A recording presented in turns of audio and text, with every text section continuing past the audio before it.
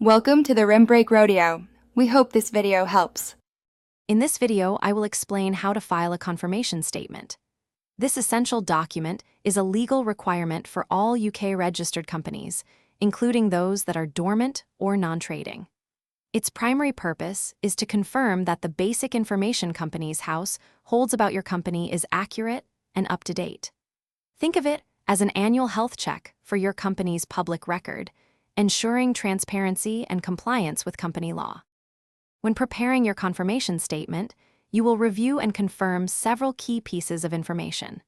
This includes your company's registered office address, details of all directors and company secretaries, and shareholder information.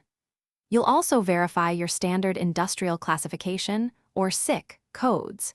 It is important to note that certain changes, such as updating director details or your registered office, must be filed using separate forms before you submit your confirmation statement.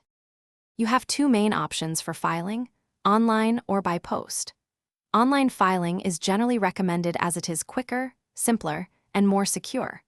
Your confirmation statement is due annually, and you must submit it within 14 days of the end of your 12-month review period. This period typically starts either on your company's incorporation date or the date you filed your previous confirmation statement, ensuring regular updates. Regarding fees, filing your confirmation statement online costs £34, while a paper submission by post is £62. This fee is charged once per 12-month payment period, regardless of how many statements you file within that time. It is crucial to file on time, as failing to do so is a criminal offense and can result in significant fines, prosecution for company officers, and even your company being struck off the Companies House register. Thanks for watching. Consider subscribing if we helped you.